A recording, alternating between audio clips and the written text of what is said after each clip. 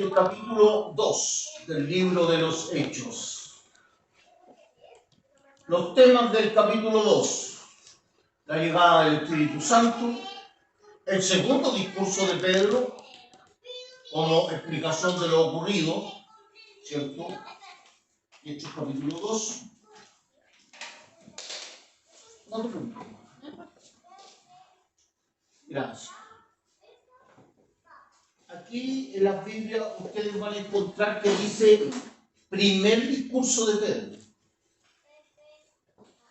Pero si somos fieles al texto y nos acordamos de la clase pasada, ya Pedro había dado un sermón, un discurso que tenía que ver con la sucesión de Judas, ¿cierto? Entonces este sería su segundo discurso. Luego tenemos otro tema, el tercer tema, que es la conversión de los que escucharon el discurso de Pedro. Y luego tenemos un cuarto tema, ¿cierto?, que es un breve resumen que hace Lucas de cómo se desarrollaba esta comunidad naciente. Esos temas son los que vamos a ver hoy día. ¿Cuántos leyeron el artículo que les envié? ¿Lo leyeron? ¿Qué les pareció? Interesante. Mucha información en tan poco... Sí. Tan enfocado. ¿Cuántas hojas son? ¿Dos? ¿Tres? Dos. Son dos. ¿Encontraron harta información ahí? Sí. De hecho, me refrescó mucho de lo que habíamos visto anteriormente el jueves anterior. Bueno, eso es un extracto muy pequeñito de un ensayo que yo escribí hace varios años ya, que se llama Involución del Pentecostalismo, como el pentecostalismo en vez de ir hacia adelante ha ido hacia atrás, ha involucionado en vez de evolucionar. Fue mal, ya, no importa. Dos vasos, nos vamos a tener que turnar. No, tranquilo.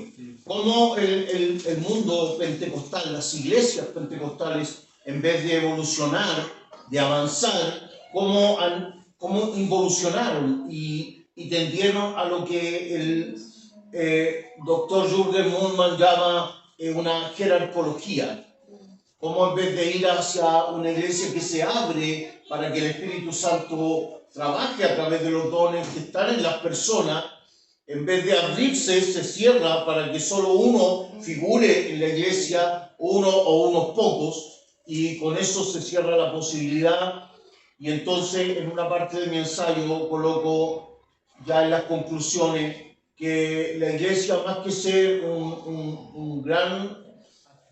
una gran posibilidad de desarrollo, se convierte en un mosaico de pequeñas iglesias, cada una con su propia jerarquía, ¿cierto? Y entonces ya no hay posibilidad de desarrollo, y entonces ya la iglesia deja de incidir en la sociedad en la que se desarrolla.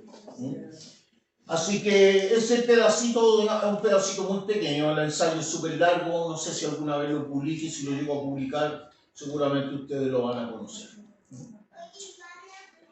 Bien, como dice el doctor John Stott, un cuerpo humano sin aliento de vida, debería decir aquí, es un cadáver. Una iglesia sin el Espíritu Santo solo sería un cadáver, una institución sin vida propia.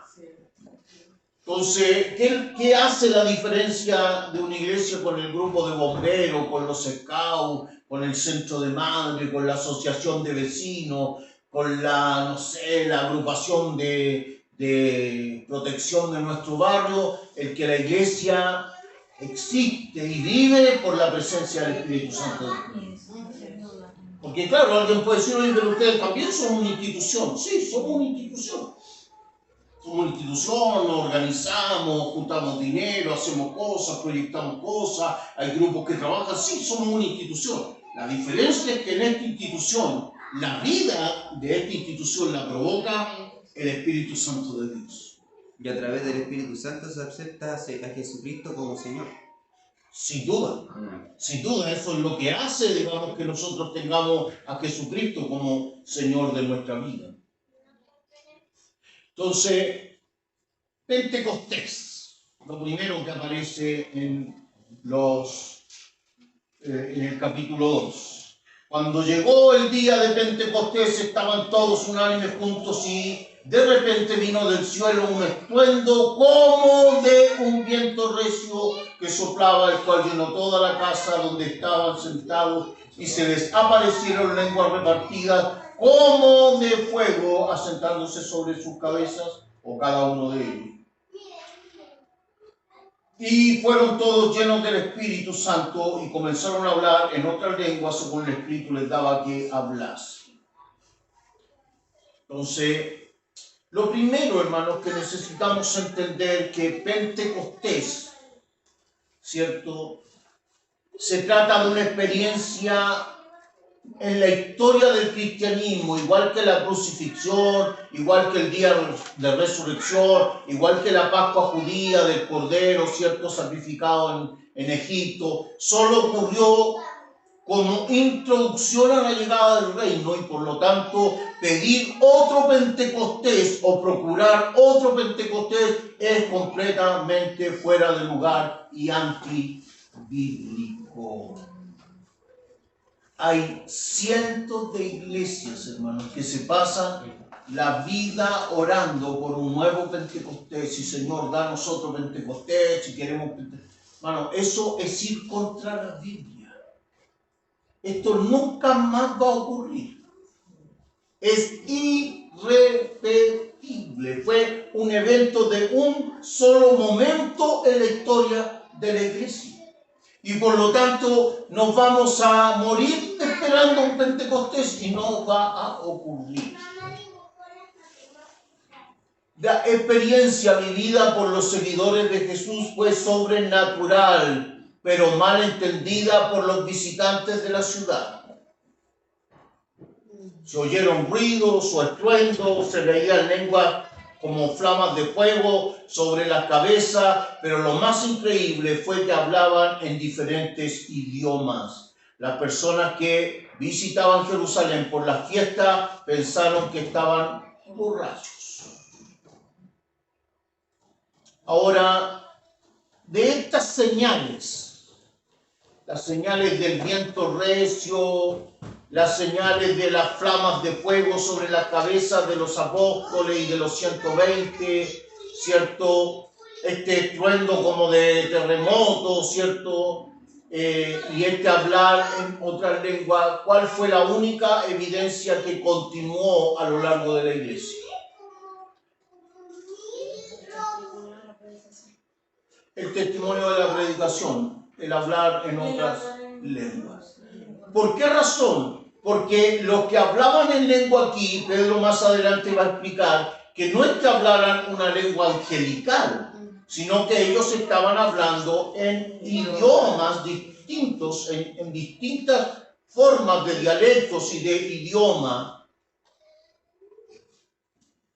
¿cierto? Y Pedro va a explicar la razón del por qué estas personas están así. Pastor, consulta, debido a eso, Buenas noches, adelante. Debido a ese tipo de lengua es muy diferente a la lengua que hoy en día se conoce, porque ahí hablaron en un idioma en particular, pero hoy en día se escucha a las personas hablando en lengua, pero hablan una lengua que no es un idioma, no se conoce ese idioma. No se conoce. Ahora, va al final de nuestra clase, ¿cierto? Vamos a ir explicando algunas cuestiones que teológicamente necesitan explicación, porque es justamente ese es el sentido de una clase, de un curso, de que surjan esas cosas, esas ideas, y uno empiece a pensar, oye, pero aquí dice que hablaron en lengua en parto, medo, persa, ¿cierto? Egipcio, griego, de los que estaban ahí. Pero resulta que hoy día en la iglesia hay gente que habla en lengua, y me incluyo, ¿cierto? Pero no sabemos qué idioma es, no es un idioma conocido, ¿cierto? Entonces, ¿se puede dentro de la iglesia también hablar otras lenguas que no sean conocidas? ¿Enseña la Biblia de que se puede hablar en lenguas? Esas cosas tenemos que resolverlas desde el punto de vista teológico. Así que va a ser un curso este día muy interesante. Entonces, ¿qué ocurrió? Ocurrió que los hermanos que estaban reunidos en el aposento alto de la casa de esta mujer rica, ¿cierto? Estaban allí y se cumple la promesa que les había dado Jesús, que ellos esperaran a que llegara sobre ellos el Espíritu Santo. ¿Por qué se llama Pentecostés?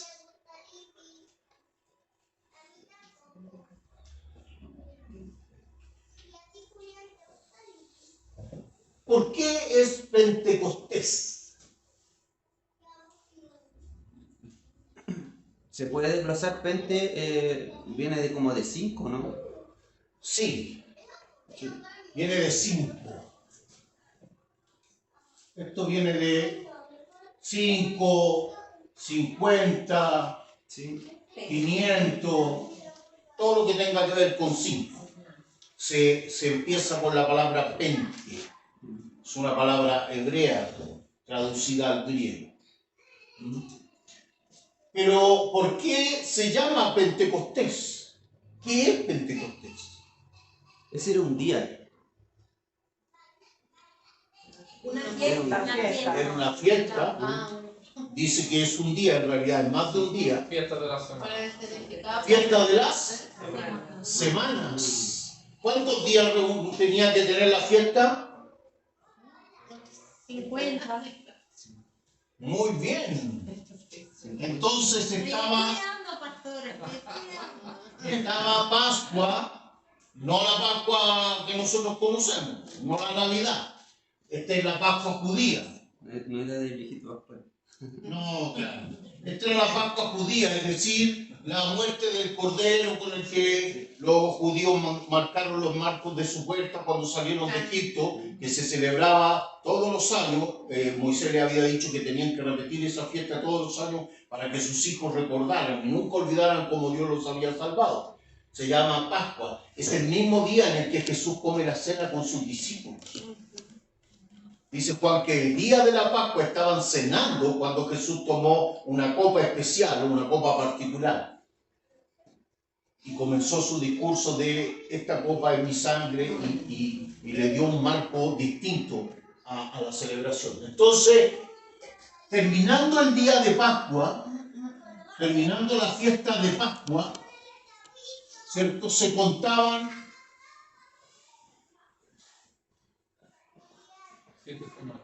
50 días, se contaban 50 días, ¿cierto? Y esto se llamaba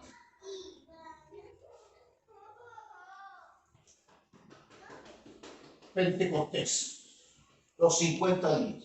Coincidía, ¿cierto? Coincidía con cosecha de vino, ¿cierto? Igual, ¿conocen la chicha chilena? No. ¿No conocen la chicha chilena? Me ha agradado, no le he probado. Ya, la chicha chilena es el vino, o sea, es la uva recién exprimida que se deja unos días, ¿cierto? Reposar y después se toma como jugo de uva. Es dulce, pero a veces se tiende a generar un poco de alcohol, pero es muy baja en alcohol. Hay otras que tienen más proporción de alcohol, pero esta no tiene tanto alcohol, pero tiene, ¿cierto? Y es una especie como de vino dulce. Sí. Es como un vino dulce. Coincide con la cosecha de vino dulce y coincide con la gavilla de trigo y cebada. O sea, con la cosecha del grano. El Pentecostés es una fiesta agrícola que celebra Israel, pero no solo es fiesta agrícola. Además es una fiesta que recuerda el día en que Dios le dio las tablas de la ley a Moisés. La ley a Moisés. Entonces, después de la Pascua había 50 días de fiesta en la que se celebraba, ¿cierto?, las cosechas, había vino dulce, mucha de este jugo de uva, ¿cierto? Y la gente bebía. Incluso aquí hay una ciudad, Rancagua, que está muy cerca de acá, unas horas debe estar más o menos, Curicó, que está a 2 horas de Santiago, un poco antes de Talca, que celebra una fiesta que es la cosecha de la uva, ¿cierto? Y en la pileta de la plaza, una pileta gigante, la llenan de vino. Sí. Y usted va con su vaso y toma todo lo que quiera porque es gratis. Es la región más productora, el Maule. Fíjense ustedes las botellas de vino, la mayoría dice región del Maule. Curicó, Talca, San Javier. Curicó, Talca, San Javier es como la región mayor productora de vino en Chile. Los mejores vinos se hacen allí. Entonces se hace esa fiesta del vino en esta ciudad, igual acá en Pentecostés. Y viene gente, ¿cierto?, a esta fiesta de todos, judíos, de familias judías de todas partes del mundo conocido de ese entonces. Me surge una Sí, inquietud. desde Egipto, desde Siria, desde todos esos judíos que habían migrado, venían una vez al año a celebrar la Pascua y se quedaban a la fiesta de Pentecostés.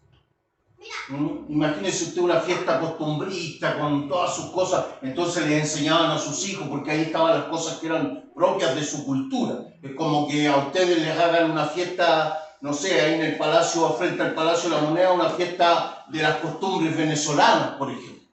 Entonces ustedes van y ahí les explican a sus hijos, ¿cierto? Porque a lo mejor sus hijos ya no tienen las costumbres propias de su país, les explican, mira, esta es una arepita, esto es tal cosa, esto lo hacía mi abuelita.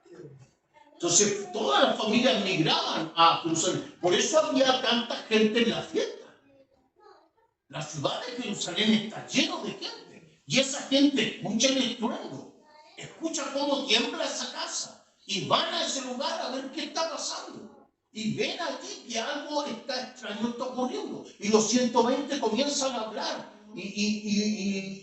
Laurier habla griego y yo, que soy judío, le hablo en griego, en su propio idioma. Y al otro le hablo en sirio y al otro le hablo en parto. Y los 120 hablaban de Jesucristo. Entonces fue un momento de un testimonio poderosísimo que ocurrió en ese momento con la llegada del Espíritu Santo.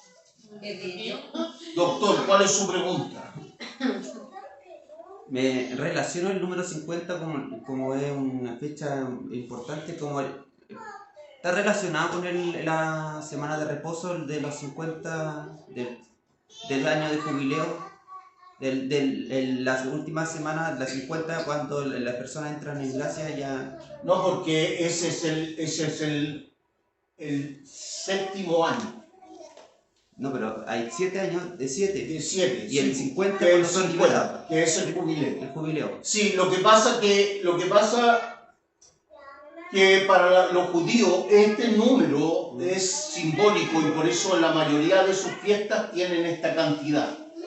Siempre va de las cosas importantes cada 50. Te fijas, siempre las fiestas importantes 50 días, el año de jubileo que tú dices también, y perfectamente podríamos relacionarlo con la libertad que trajo Jesucristo a su iglesia por medio del Espíritu Santo, o sea, que perdonó todos los pecados, perdonó todas las culpas, tiene mucha relación y perfectamente se podría hacer una muy lindo sermón además de estas relaciones de jubileo y la llegada del Espíritu Santo. Interesante tu punto, amigo, muy interesante.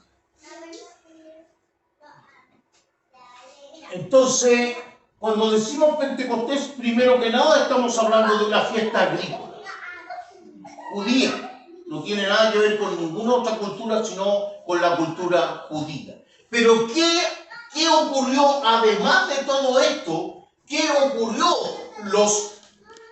la última semana aquí, en este pedacito, los últimos 6 días?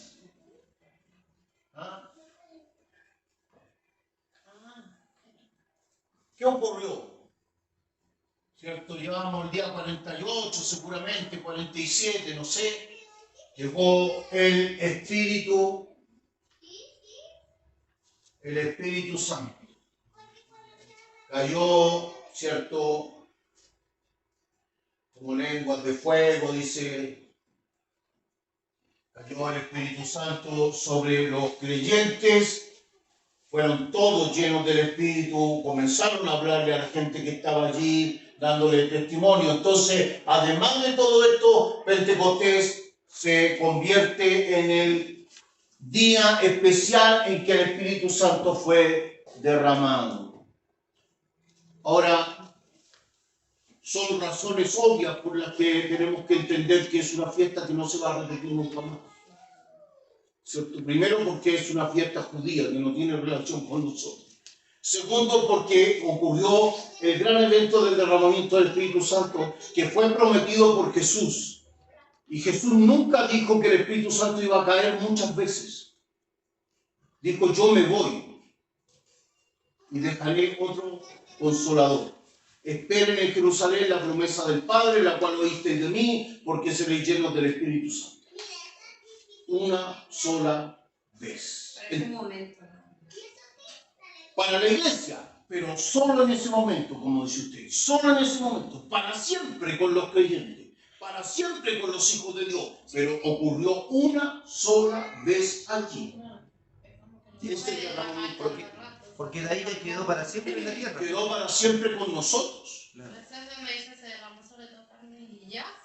Interesante, y es justamente lo que nos va a decir Pedro. Tiene una pregunta, mi hermano. Entonces, ¿qué nos va a decir Pedro en su segundo discurso? Como explicación de lo ocurrido, los discípulos no han tomado mosto, como dice la Reina Valera, ¿cierto? Aquí Pedro lo dice, ¿no? Entonces Pedro, verso 14, poniéndose en pie con los 11, alzó la voz y habló diciendo: varones judíos y todos los que habitáis en Jerusalén, esto sea notorio y oíd mis palabras, porque estos no están ebrios, como vosotros suponéis, puesto que es la hora tercera del día. Entonces, había un grupo, dice el verso 13, que se burlaba de esta gente por lo que les había ocurrido y decía, no, estos están borrachos. Y lo primero que dice Pedro en su explicación es, ¿cierto? No estamos borrachos porque es la hora, ¿qué hora dice que es? Tercera. La hora tercera. ¿Qué se nos ocurre cuando dice que es la hora tercera? Me parece que es Las 3 de la tarde podría ser para nosotros, eso suena como... O 3 de la mañana. Las 9 de la mañana, ¿no? La hora tercera debería ser, ¿cierto? Pero necesitamos entender eso. Era una posibilidad, ¿cierto?, que estos creyentes se hubieran sobrepasado con el vino dulce nuevo, propio de las cosechas de vendimia, ¿cierto?, de la época, pero no, dice Pedro, no están borrachos, ¿no? Los seguidores de Jesús no están borrachos. Las explicaciones de Pedro, puesto en pie, declara qué es lo que ha sucedido. No estamos borrachos porque es la hora tercera. 9 de la mañana.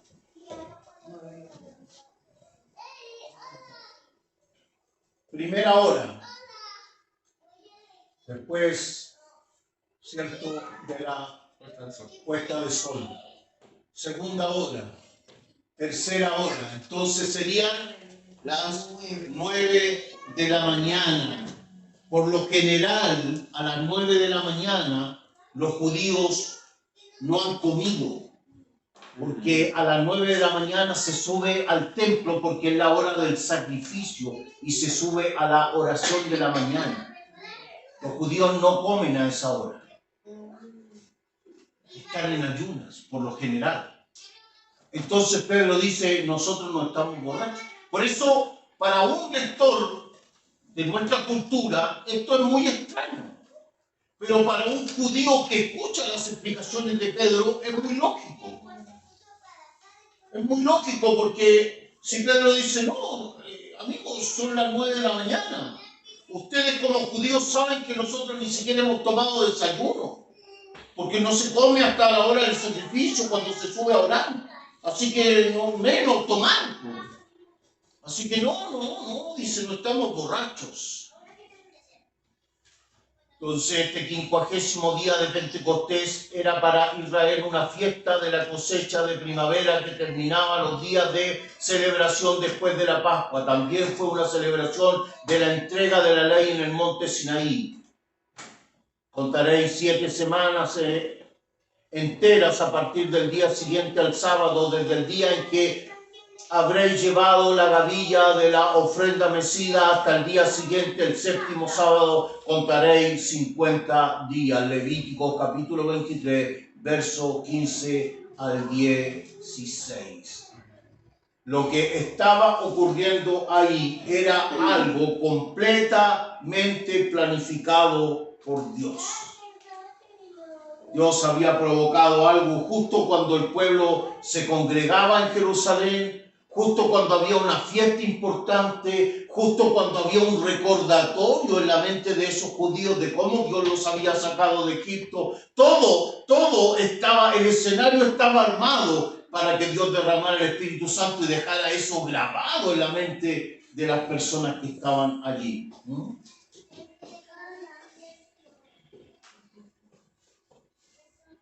Luego, Pedro dice otra cosa.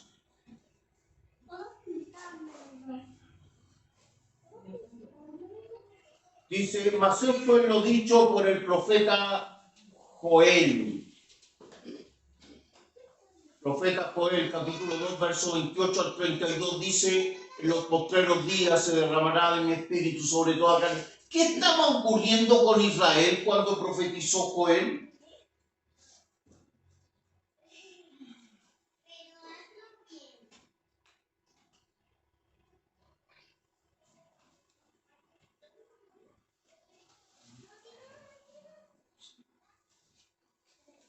¿Qué estaba ocurriendo?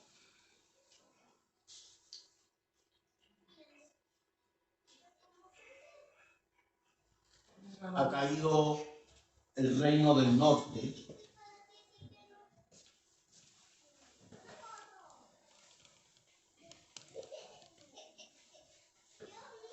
De personas.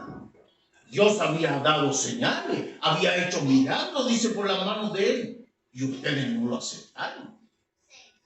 Imagínense cómo tiene que haber comenzado a apretarse el corazón de esos judíos. O sea, a ese que ustedes crucificaron era más que una simple persona. Por lo tanto, lo coronó de gloria, resucitándole y sentándole a su diestra. Aquí es la primera vez que un apóstol dice que Jesús está sentado a la diestra del Padre. Ese Jesús que ustedes crucificaron, Dios le ha hecho Señor y Cristo. Entonces, si nosotros tuviéramos que desmenuzar un poco estas expresiones de Pedro, podríamos decir que, primero, la muerte de Jesús era un plan y propósito de Dios en el consejo trinitario antes que nada existiera. Estaba establecido ya en la Trinidad de Dios, hermano. Dios es trino, ¿verdad? Padre, Hijo y Espíritu Santo. ¿Fue una sorpresa el que mataron a Jesús? Para Dios no. Pedro, cuando habla de su consejo, se está refiriendo a la Trinidad. Padre, Hijo y Espíritu Santo. En el consejo de Dios, antes que todo existiera, ya Dios había planificado. ¿Por qué es importante? Yo sé que cuesta rescatar el sentido en una clase, pero me gustaría llevarnos a profundizar. ¿Por qué es importante el discurso de Pedro? Porque está diciendo algo que es fundamental para el cristianismo. A Jesús no lo mataron. Jesús entregó su vida voluntariamente. Primero porque es Dios. Jesús era Dios, ya Juan lo había dicho. Es preexistente, Él siempre estuvo. Sin Él nada de lo creado hubiese sido creado, dice Juan. Por lo tanto, el hombre no mató a Jesús. Jesús puso su vida voluntariamente, la entregó voluntariamente para que se cumpliera el plan de Dios. Lo otro, la salvación de los seres humanos no es una improvisación.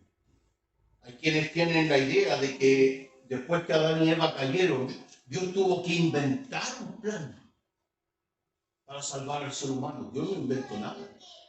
Que de hecho en el libro de Hebreos creo que sale que Dios esto ya lo tenía planeado desde antes de la fundación. Todo planeado. Interesante, ¿eh? ¿Qué dice Efesios? La carta a los Efesios.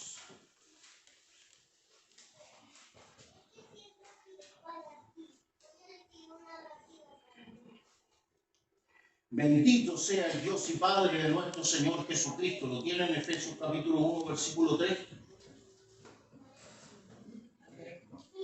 Bendito sea el Dios y Padre de nuestro Señor Jesucristo, que nos bendijo con toda bendición espiritual en los lugares celestiales en Cristo. Hay quienes piensan que aquí se refiere a bendiciones materiales, ¿no? Hermano, aquí dice que Dios nos bendijo. No está hablando de eso este texto, hermano. Este texto está hablando de que Dios nos bendijo. Bendito sea Dios y Padre de nuestro Señor Jesucristo, que nos bendijo con toda bendición espiritual. ¿Dónde? En los lugares celestiales, es decir, allá en el consejo de Dios antes que todo fuera creado.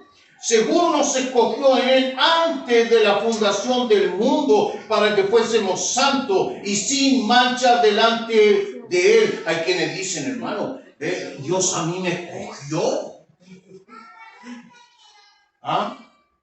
Y se sienten tan privilegiados. Dios a mí me escogió. No, hermano, lo que está diciendo es que Dios escogió salvar a toda la humanidad, hermano.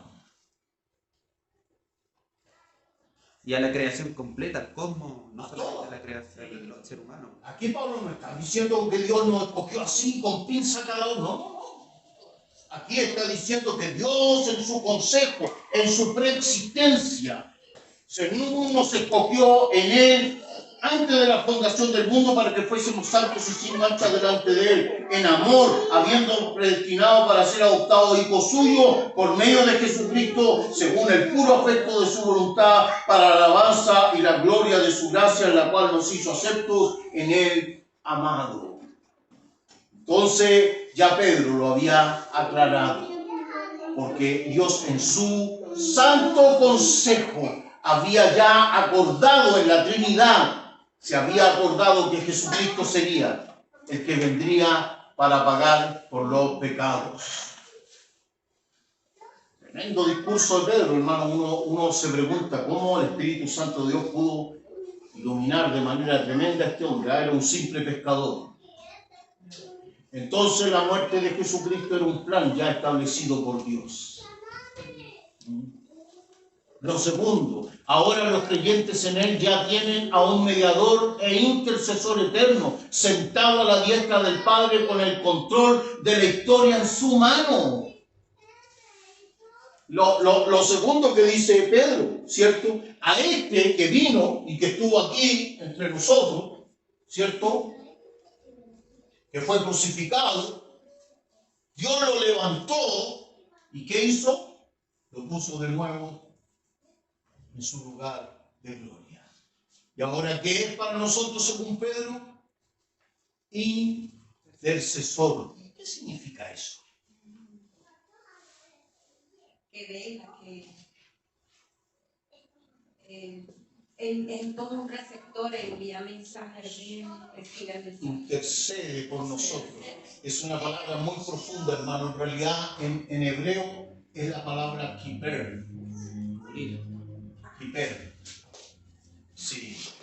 En hebreo es kiper y en griego es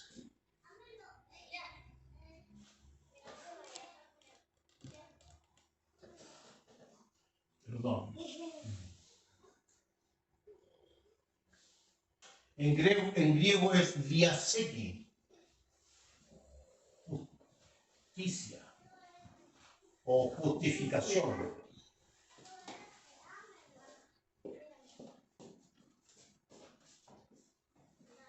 Justicia o justificación. Es más que alguien que solo habla con el Padre acerca de nosotros.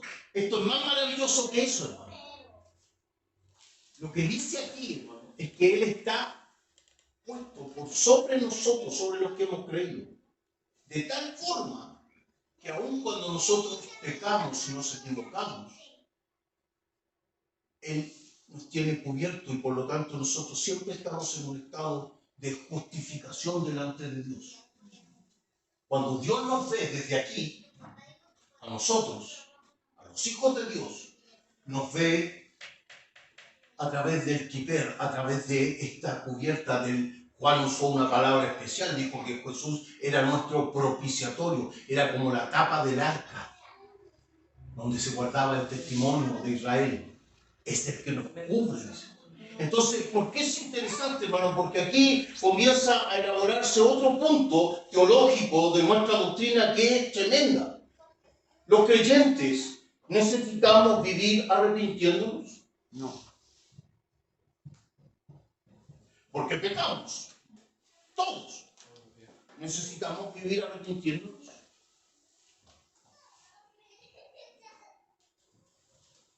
Me desviaste la respuesta.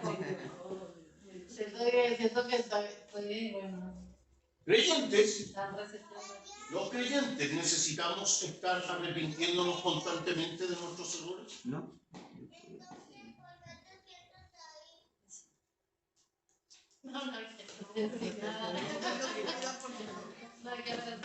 Ya cuando aceptamos a Jesucristo, Él nos ve inmediatamente como santo, ya estamos cubiertos bajo su... Sé que estamos justificados, pero Igual. Justificado por fe. Creo que sí. Yo creo que sí. No, hermanos. ¿no? Los creyentes no necesitamos arrepentirnos. El mundo sí. Solo necesitamos confesar nuestros pecados.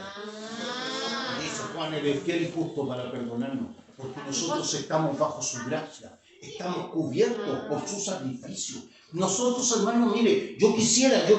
Vámonos, ok. Bien, entonces lo tercero, la conversión de los que escuchaban el discurso.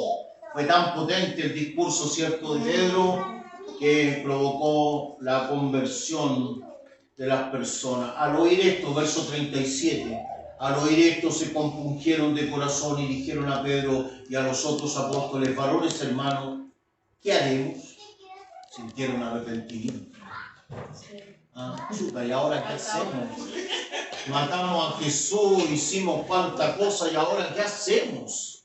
Pedro les dijo: arrepentíos y bautícese cada uno de vosotros en el nombre de Jesucristo para perdón de los pecados y recibiréis el don del Espíritu Santo.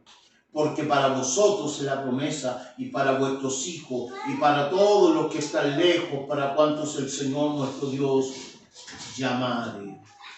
Con otras muchas palabras testificaba y les exhortaba diciendo: sed salvos de esta perversa generación. Entonces, lo primero que encontramos aquí, ¿cierto?, es que Pedro llama a estas personas al arrepentimiento. Al arrepentimiento. Esta conversión tiene dos asuntos teológicos muy importantes. Primero, los nuevos convertidos eran bautizados en el nombre de Jesús. Eran bautizados, hermano. Las personas en la iglesia primitiva, en la primera iglesia de la que estamos hablando, la gente se convertía y era bautizada inmediatamente. Por eso esa idea de esperar y preparar, y no, si alguien se convierte, debería tener claridad. O sea, nuestro mensaje debería ser un mensaje claro, ¿cierto? Que le explique a la persona que entregarse a Cristo significa decidirse a seguirlo. Y eso es lo que necesitamos hoy día. Cambiar nuestro discurso.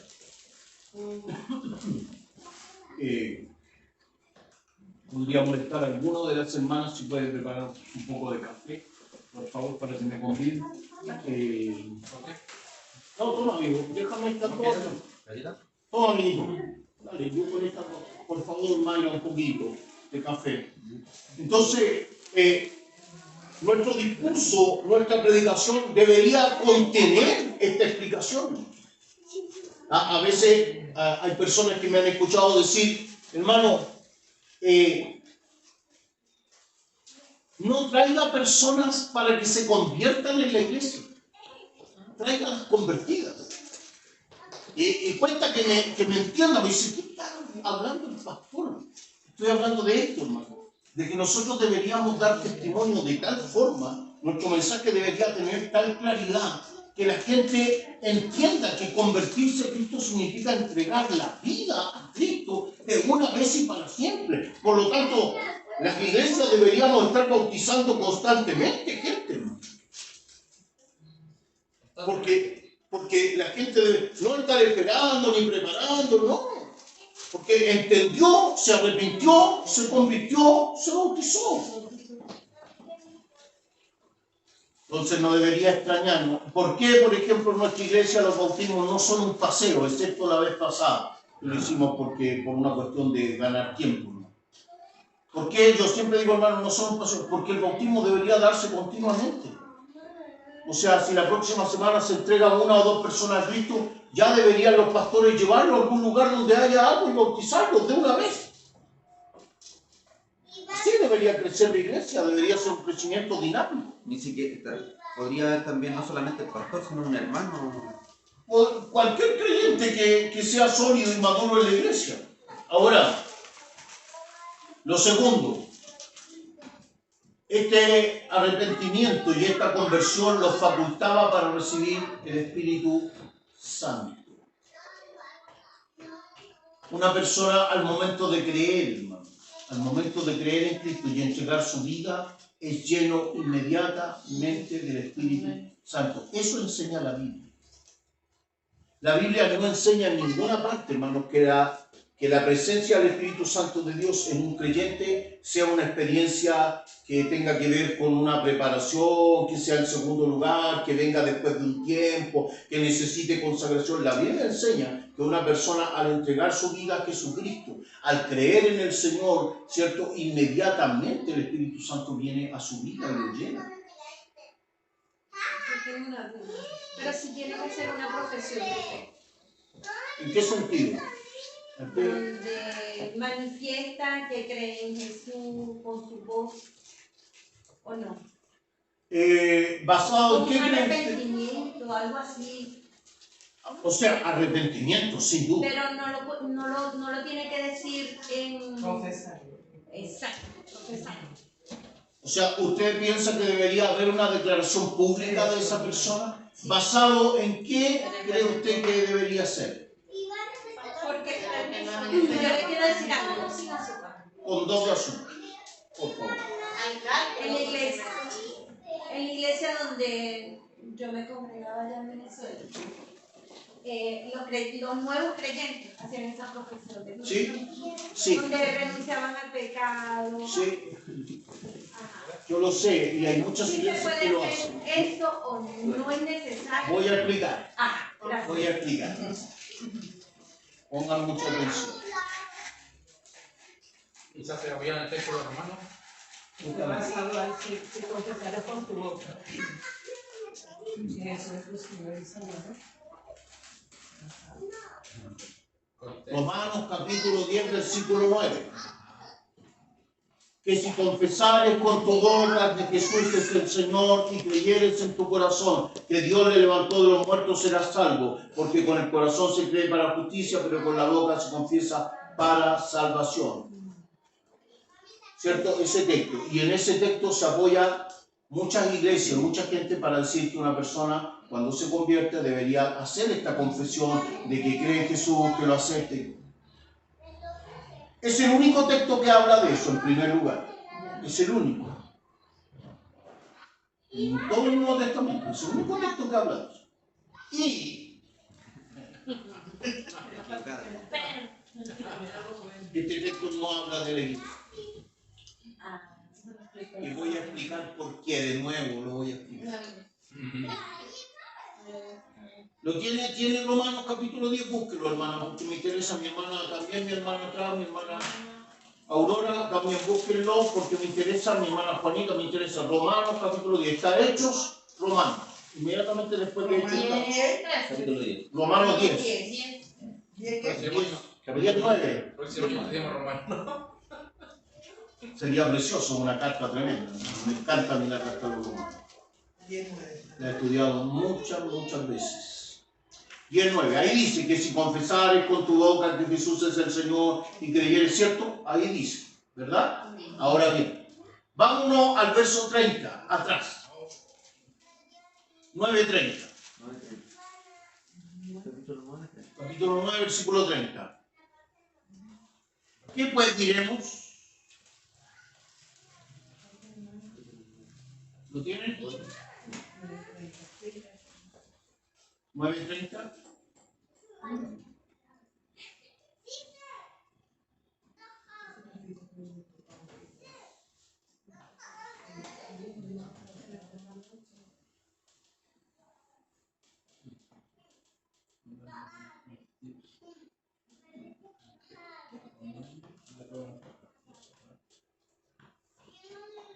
¿Cierto? ¿Sí?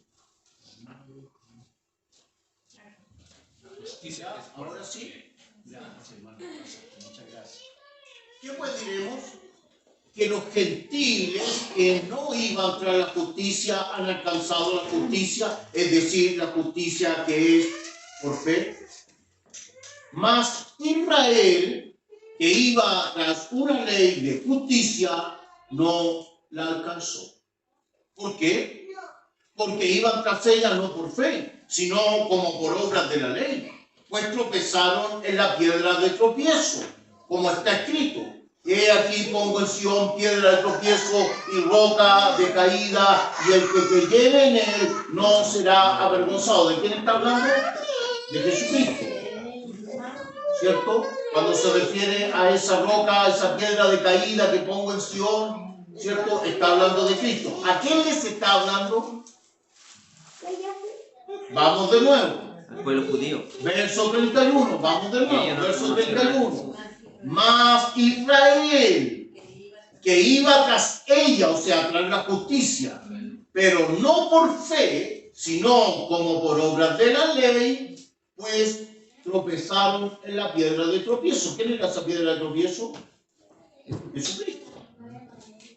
Que, como expliqué recién, nos salvó por gracia, solo por su mérito, y no nos exigía nada. Entonces Israel decía, no es posible. ¿Cómo alguien puede estar en la presencia de Dios sin mérito, sin consagración, solo porque Jesús murió? No podían aceptar. Como está escrito, en aquí pongo en Sión piedra de tropiezo, roca de caída, y el que creyere en él no será avergonzado. Hermanos, ciertamente el anhelo de mi corazón, capítulo 10, verso 1.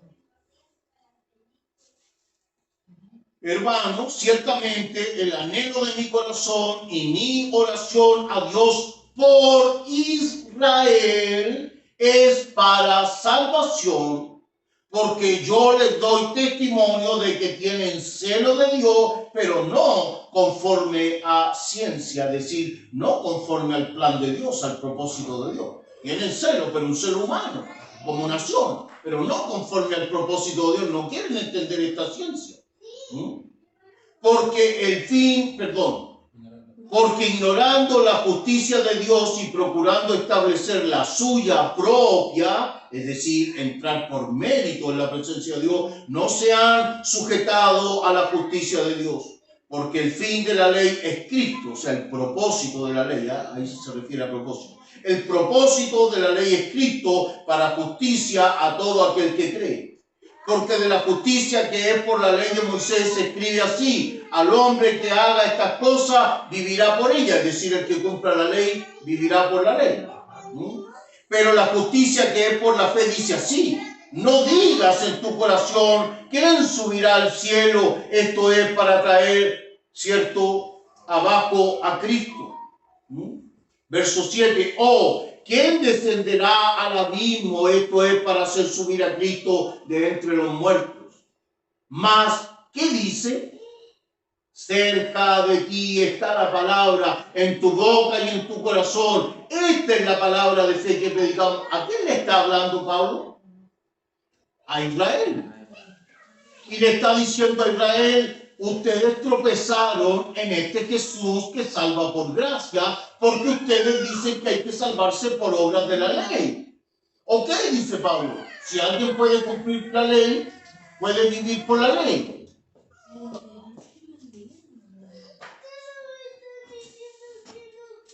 Si alguien puede cumplir la ley, claro, puede vivir por ella, pero ¿y quién puede cumplir la ley? Imposible.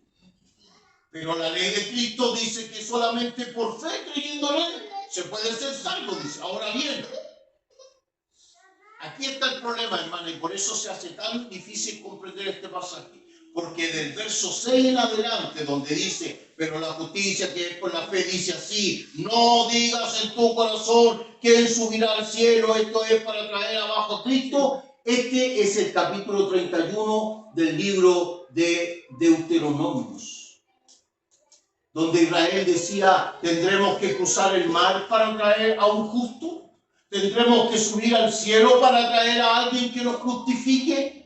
Entonces el problema es que como nosotros no sabemos que es una cita que está haciendo Pablo, nos cuesta comprender el pasaje. Entonces ahora Pablo le está diciendo al auditorio judío,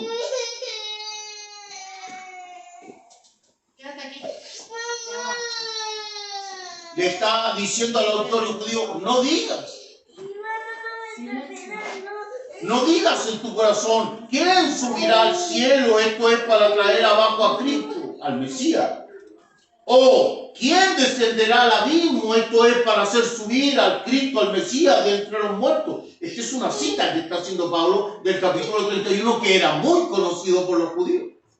Mas, ¿qué dice? Cerca de ti está la palabra, en tu boca y en tu corazón. ¿A qué se refiere? Busque Deuteronomios 30, 12 y 14.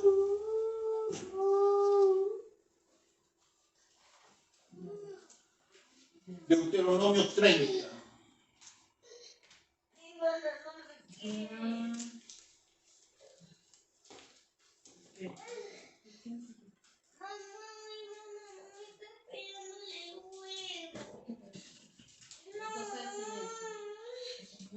Deuteronomios 30,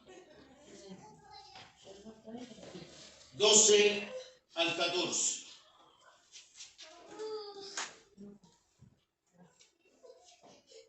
Mire, esto estamos hablando del tiempo de Israel, estamos hablando del Pentateuco escrito por Moisés. Pero Pablo lo está citando. Mire lo que dice, lo que escribió Moisés. No está en el cielo para que diga quién subirá por nosotros al cielo y nos lo traerá y nos lo hará oír para que lo cumplamos. Esta es una discusión que tiene Moisés acerca de que el pueblo no quiere obedecer la ley. Y dice, no, es que es tan difícil, dice el pueblo, cumplir la ley. Es tan difícil seguir a Jehová. ¿Cierto? Nosotros necesitamos que venga alguien a ayudarnos. No digas, le dice Moisés, no digas. ¿Quién subirá al cielo para traer una ayuda para cumplir la ley? No digas.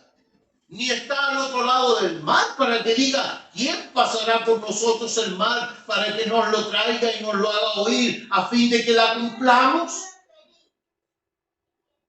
Porque muy cerca de ti está la palabra en tu boca y en tu corazón para que la cumplas. ¿De qué palabra estaba hablando Moisés? No puede haber estado hablando del Evangelio porque todavía no existía. Los mandamientos. Está escribiendo 1200 años antes de que exista Cristo. La ley. Se refiere a la ley. Mire lo que dice Pablo. ¿Más qué dice? Cerca de ti está la palabra en tu boca. ¿Qué le está diciendo a los judíos?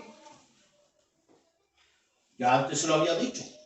Porque el fin, el propósito de la ley es Cristo. O sea, Pablo está diciendo, oye, pero si la ley apuntaba a Cristo, Jesucristo era el objetivo de la ley. No digas, ¿quién lo conciliará? Si ya vino y la propia ley lo dice. Cerca de ti, le dice Pablo a los judíos, cerca de ustedes está la palabra, la han tenido toda la vida. Desde que Moisés les escribió, siempre han tenido esta promesa.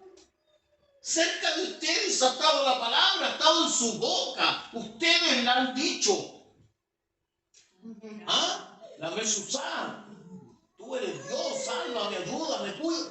Oye, si ustedes lo han dicho, dice Pablo, ha estado en su boca, ha estado en su corazón. ¿Qué dice el verso 9 entonces? Y miren lo que dice Pablo. Esta es la palabra de fe que predicamos. ¿Qué palabra? La promesa que ha estado siempre desde la ley. Esta es la palabra que predicamos. Luego, ¿qué dice el verso 9?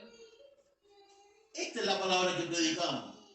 La ley. Por lo tanto, si confesares con tu boca que Jesús es el Señor y creyeres en tu corazón que Dios le levantó de los muertos, serás salvo. Entonces, ¿a quién le estaba diciendo esas palabras? A los judíos que estaban en Roma, a los cuales Pablo le escribe la carta. Y les dice a los judíos, ustedes, porque ese es el tema del capítulo 9 y 10 de la carta a los romanos. Los textos no deben sacarse nunca de contexto, siempre deben ser trabajados en su contexto. Dice, ok, dice, yo desearía, dice Pablo, y mis oraciones son que Israel se convierta. Pero ustedes han vivido haciendo problemas. Ustedes son los que han dicho toda la vida hoy, ¿de cuándo va a venir el Mesías para que nos ayude? Pero si ya vino, ustedes no lo aceptaron. Ese que vino es el que Moisés habló en Deuteronomio, les dice Pablo. Cerca de ustedes está la palabra en su boca. Ustedes mismos la han dicho.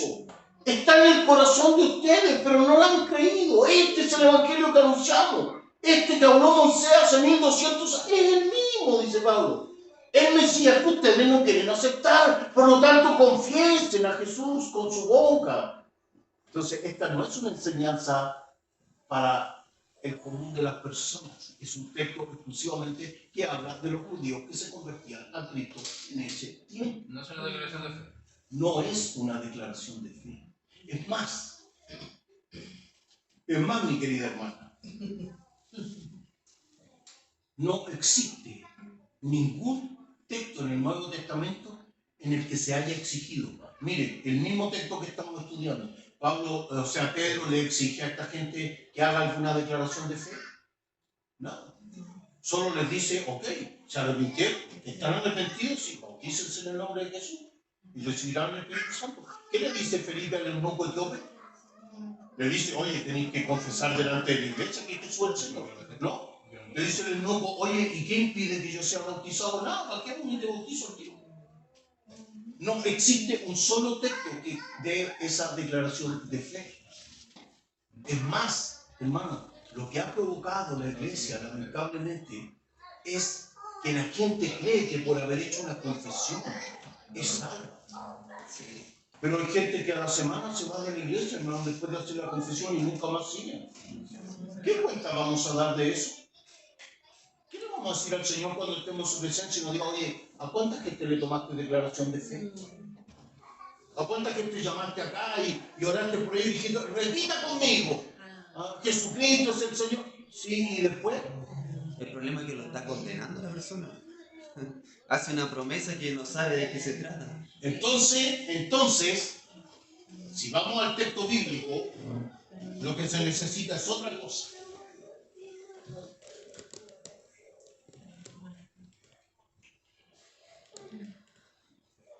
La iglesia tiene un modelo, ¿cierto?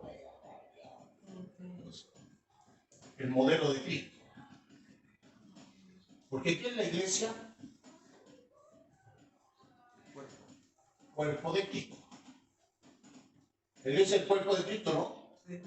Okay. La iglesia es el cuerpo de Cristo, entonces el modelo, ¿cuál es el modelo de la iglesia? Cristo. Cuando alguien se viene de acá, ¿cierto? De acá del mundo, vamos a decir ahora, ¿cierto? Del mundo, un mundano cualquiera, y se une a la iglesia, ¿qué necesita para ir comprendiendo cómo es el modelo de Cristo? Discipulado.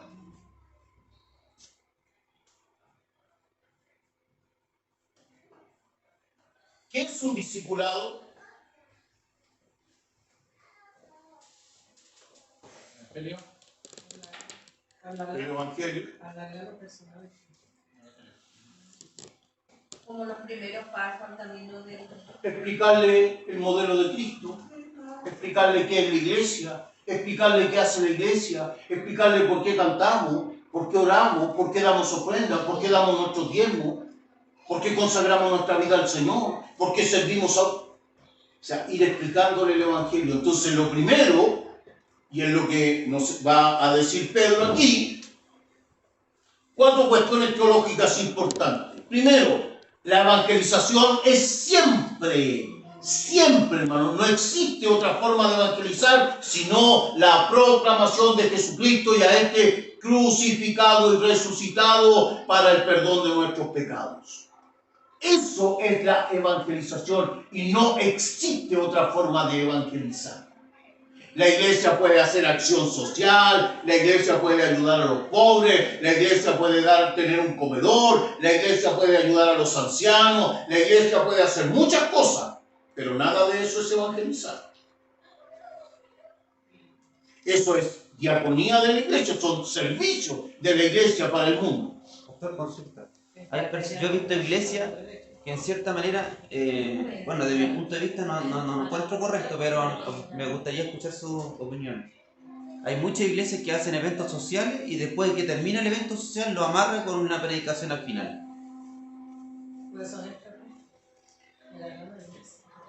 Pero es que, ¿Cómo dice la hermana?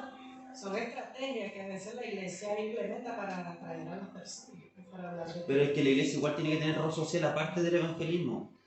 ¿No se deberían mezclar? ¿O sí? Dejemos que la Biblia hable. ¿Cuántos eventos hicieron los apóstoles para convertir gente? Pero estamos hablando de hoy en día. Hoy en día. ¿Y cuál es la Muchas diferencia? iglesias, o sea, usan eso pues de trabajar en labor social y eso para hablar de Cristo, para atraer a las personas. Yo no tengo ningún problema, ojo, yo no tengo ningún problema con que se hagan acciones y que se hable de Cristo, pero lo que no debe confundirse jamás es que la evangelización sea un evento. La evangelización, hermano, es algo natural de la iglesia. Nosotros la hemos ido convirtiendo en un evento. Pero esto debería ser, siempre debería fluir de nosotros el querer hablarle de Cristo a nuestro vecino, a nuestro amigo, a nuestro compañero de trabajo. Esto debería fluir. Espontáneo. Es que claro, es que eso es lo que nos identifica a uno como un cristiano. ¿Cómo? Hablarle a las personas. ¿Cierto? No va en Su comportamiento, su actitud, pues. Entonces, ¿qué ha hecho la iglesia? Y a esto es lo que quiero apuntar. La iglesia ha ido distorsionando la evangelización y la ha ido adaptando a ciertos eventos, como si la evangelización fuera un evento, hermano. Yo agregaría algo. Mire, Pedro se paró de manera espontánea. Pedro no le dijo a los apóstoles, oye, organicemos una reunión especial, invitémoslo a tomarse un tecito y aprovechamos de... Él se paró y dijo, varones hermanos, miren, les voy a explicar una cosa. Ese que ustedes despreciaron, y comenzó y predicó a Cristo. Entonces, antes de discutir lo que acabamos de hacer, vamos primero a ver las cuestiones teológicas. Primero, la evangelización es siempre proclamar a Jesucristo y a este crucificado. Ese es el mensaje de salvación. Ese es el mensaje de evangelización. Un gran evangelista, en uno de sus libros, dice algo que me llamó mucho la atención. Cuenta un testimonio, dice que en un viaje de avión que le tocó, se acercó a un señor que estaba ahí solo en el avión y se le ocurrió decirle, ¿a usted le gustaría recibir el mensaje del evangelio? Entonces la otra persona lo quedó mirando y le dijo no. Y luego este evangelista escribe y dice, cometí un gran error, porque sentí el evangelio como si fuera una alternativa. Hermano, el evangelio es el único mensaje de salvación. Cristo es el único salvador y quienes no se salvan se van al infierno. No debería ser jamás una alternativa. No es, oiga, ¿a usted le gustaría oír? Usted necesita. Se ha hecho un mal formato, un mal presentado. ¿Por qué razón? Porque nosotros, lamentablemente, hemos funcionado en razón de presentar el evangelio como si estuviéramos presentando a nuestra iglesia. Como si le estuviéramos diciendo a la gente, ¿le gustaría ir a la iglesia? No, la salvación es una necesidad que todo ser humano tiene y deberíamos presentarla como eso. Tú tienes una necesidad. Deberíamos decirle a nuestro compañero o compañera de trabajo, ¿sabes qué? Tengo que decirte algo. Tú tienes una necesidad de Cristo en tu vida. Por eso que a mí me encanta que cuando una persona me dice, cuando yo estoy hablando de una persona y me dice, no, porque yo soy atea. Y ahí yo tengo que mi argumento para hacerle llegar que Cristo es. Ahí es donde tiene que estar. A mí me encanta cuando una persona me responde así.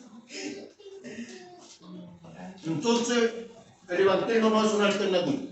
Es la predicación de Cristo y a este crucificado. Segundo, el llamado al pecador es siempre al arrepentimiento. ¿Hasta qué se entiende por arrepentimiento en la Biblia? Buena pregunta. El arrepentimiento es más que una emocionalidad. Porque a veces creemos que el arrepentimiento tiene que ver con una emoción, con sentir algo. Entonces cuando la gente no siente nada, piensa que, oye, no pasó nada, a lo mejor yo no soy salvo. O a lo mejor Dios no me perdonó. No, arrepentimiento es un acto consciente. Muy racional. Es esa persona que después de que escucha este mensaje de Jesucristo y que escucha que solo en Cristo hay salvación, porque nosotros estábamos cerrados, porque íbamos en dirección contraria, porque éramos enemigos de Dios y porque solo en Cristo hay reconciliación para nuestra vida, esa persona debe ser invitada. ¿Sabes qué? La única forma de que tú puedas tener tu salvación es arrepintiéndote. La palabra que usa el texto griego aquí para arrepentirse es metanoia. Esa es la palabra que usa el texto griego aquí. Esa es la palabra que usa Pedro. Cambio de actitud. Metanoia. Cambio de mentalidad. ¿Sabes qué, amigo? ¿Quieres ser salvo? ¿Me escuchaste el mensaje que te hablé? Tú necesitas a Cristo. Ahora debes cambiar tu mentalidad y comenzar a vivir para Él. Debes arrepentirte. Eso es arrepentirse. Cambia tu manera de pensar. Ya no es vivir como vive el mundo. Ahora es entender que debes comenzar a vivir para Cristo. Yo estoy dispuesto a ayudarte, a acompañarte en tu conversión, discipularte, enseñarte la verdad del Evangelio, pero tú ahora tienes que vivir para Cristo. Si nosotros comenzáramos a hacer eso, le aseguro que mucha gente vendría a Jesús. Lo tercero, la inserción en la comunidad de fe es siempre por medio del bautismo. Hay creyentes que no quieren bautizarse. Hay creyentes que dicen, no, yo vengo a la iglesia, yo creo en el Señor, pero no, yo no me bautizo. Es muy extraño porque dice Marco, el que creyere y fuere bautizado será salvo, es decir, aquel que entrega su vida definitivamente al Señor. No es que el bautismo salve, no, el bautismo no salva, Cristo salva, pero una persona que no entrega su vida al 100% al Señor, es difícil que pueda vivir en la salvación. La iglesia bautista, ellos dicen que tienen que, para ser salvo, tienen que ser bautizados, sí, necesariamente. Pero no está mal, porque la salvación no viene por el bautizarse. El bautismo es una presentación pública. El bautismo es una evidencia del arrepentimiento, una evidencia de la conversión. Cuarto, todo creyente bautizado en la fe de Jesucristo ya no necesita arrepentimiento. Eso lo enseñamos recién, ¿verdad? Si ya está en Cristo, si ya se arrepintió una vez y entregó su vida al Señor, ya nunca más necesita de arrepentimiento. Cuarto, un breve resumen de cómo se desarrollaba esta comunidad naciente. Los que recibieron la palabra fueron bautizados y prosetesesam. Se añadieron. Tercera persona plural del auristo primero del indicativo en voz activa del verbo prostísemen. Añadir, colocar junto a, poner al lado de, juntar con. Cuando el texto dice que el Señor añadía a su iglesia, lo que está diciendo es que esa persona que se arrepiente, el Señor la pone ahora, la saca de donde está y la pone junto a los creyentes, la pone en la iglesia. El verbo aquí usado nos muestra que los creyentes ya no siguieron viviendo sus propias vidas, sino que fueron juntados o puestos en un lugar separado junto con sus iguales, junto con los creyentes. Proscartereo. Otra cosa que dice aquí, ¿no? Aquí, verso 43 en adelante. Sobrevino temor a toda persona, y muchas maravillas y señales eran hechas por los apóstoles. Todos los que habían creído estaban juntos y tenían en común todas las cosas. Miren lo que dice el verso 42. Y perseveraban en la doctrina de los apóstoles, en la comunión unos con otros y en el partimiento del pan y las oraciones. Prostacartereo, perseverar. Este verbo significa perseverar, persistir, asistir, atender, constante. Alguien que persevera, alguien que está constantemente preocupado de esto. Entonces, verso 42, ¿qué dice? ¿Perseveraban en qué? Léalo, por favor. 2:42. Perseveraban en Oración. la doctrina de los apóstoles, eran insistentes en recibir enseñanza, deseaban ser enseñados. En la comunión unos con otros. Hermano, la comunión no es algo mágico. La comunión es algo que nosotros debemos insistir en mantener, trabajar para que se mantenga la comunión. En el partimiento del pan, es decir, en el culto de Santa Cena. Eso es lo que significa esta palabra, el partimiento del pan, y en las oraciones. Este era el culto de alabanza.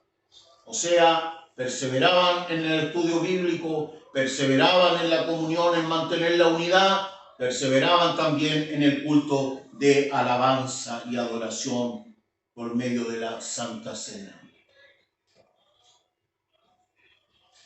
El resumen de Lucas tiene dos grandes puntos. Por una parte está el hecho de que la comunidad de creyentes estaban atentos e insistentes y constantes en la comunión, la enseñanza y la adoración. Eso por un lado. Pero por otra parte, esto no los privaba de ser una comunidad evangelizadora. La gente comenzó a verlos con respeto porque hacían señales milagrosas, había una comunión práctica de suplirse mutuamente, de ayudarse. O sea, una comunidad cristiana tiene características especiales, hermano. Una comunidad cristiana es una comunidad que se ayuda mutuamente. Una comunidad cristiana es una comunidad que trabaja por la unidad. Una comunidad cristiana es una comunidad que recibe señales prodigiosas de la presencia de Dios. Siempre deben estar ocurriendo cosas. Una iglesia sana es una iglesia donde están ocurriendo cosas por el poder de Dios. Amén. Amén. Cuando oramos por alguien, creemos que el Señor obra. Amén. Tenemos testimonio de eso.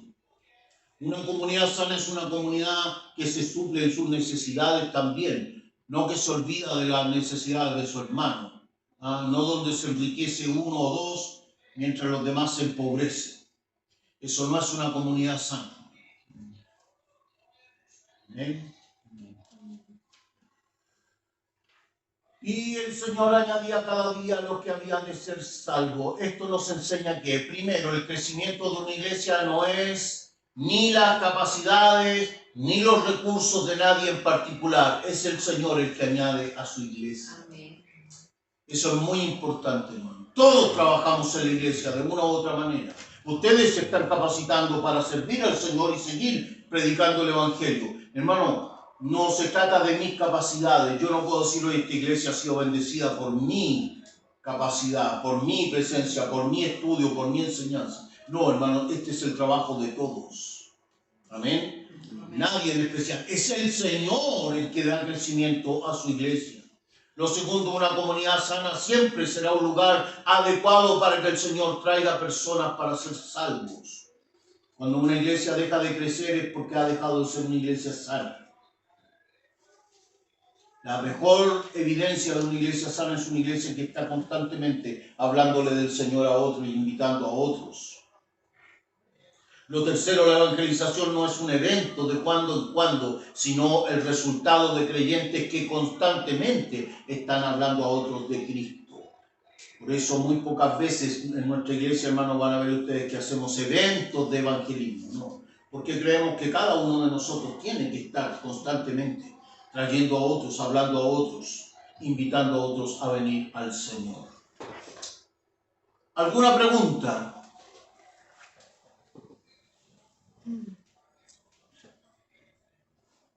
Sí, ¿de qué le dice? De la lengua. Bueno, lo que nosotros tenemos en el capítulo 2 del libro de Hechos, ¿cierto? Es de que los creyentes hablaron en lenguas humanas, para que los vecinos que habían venido a celebrar esta fiesta de Pascua y esta fiesta agrícola de Pentecostés también tuvieran la oportunidad de recibir el Evangelio. Pero Pablo en el capítulo 12 de la carta a los Corintios dice, capítulo 12 y capítulo 14, enseña que también existen lenguas espirituales o angelicales y que también pueden ser habladas por los creyentes. Hay creyentes que tienen don de lengua en sus vidas y pueden hablar en lengua. Lo importante es que su hablar en lengua no interrumpa el culto, no interrumpa la adoración, sino que sea para edificación. Lamentablemente hay congregaciones donde las manifestaciones de lengua, hermanos, se convierten en el centro del culto, hermano. Y todo el mundo está preocupado de la persona que habla en lengua y deja de alabar al Señor. El centro del culto es el Señor. Si alguien habla en lengua, puede hablar, no hay problema. Ideal, dice Pablo, es que haya interpretación de esa lengua para que los creyentes sean edificados. Y si esa persona no tiene interpretación, si no hay nadie que interprete la lengua que esa persona está hablando, entonces dice que es mejor que calle, que adore en privado, en silencio, con respeto, porque no se entiende lo que está diciendo. Pero hay lenguas angelicales también. Y hay creyentes que también tenemos esos dones en nuestra vida. ¿Responde eso tu pregunta? Sí. Bien, hermanos, ¿qué les parece si oramos al Señor? No sé si tienen alguna otra pregunta que hacer. ¿No? ¿Está claro? Tengo el tema con, entonces, ¿hemos tergiversado la cultura evangelística entonces? Por lo que... Absolutamente. El doctor Paulo Degros y el doctor René Padilla, en un trabajo muy interesante que se llama Cristo a las Naciones, dice algo que es muy especial. Dice que lamentablemente nosotros, a partir de la influencia de la cultura norteamericana, con todos estos teleevangelistas, fuimos adoptando esta cultura de que el evangelismo era una eventualidad. Invitábamos predicadores especiales y hacíamos un evento. Nos fuimos empapando de esa cultura. Ellos tienen mucho esa cultura, los gringos, de estos eventos evangelísticos y estas cosas. En realidad eso no es una iglesia sana, ¿no? Una iglesia sana es una iglesia que está evangelizando constantemente, que está hablando del Señor. Jesús dijo que todos nosotros deberíamos enseñar de Él, que esto no es una particularidad de nadie. Ahora, súper interesante, ¿cierto? Que en una comunidad como la nuestra haya un grupo de personas que quiera todos los días o todos los domingos hacer evangelismo. Súper bueno, eso está muy bien. Pero esto no es una eventualidad, no es que nos vamos a preparar para el crecimiento, en diciembre vamos a hacer nuestra campaña, no, hermano. La evangelización es algo natural. Una iglesia sana es una iglesia que crece de manera natural.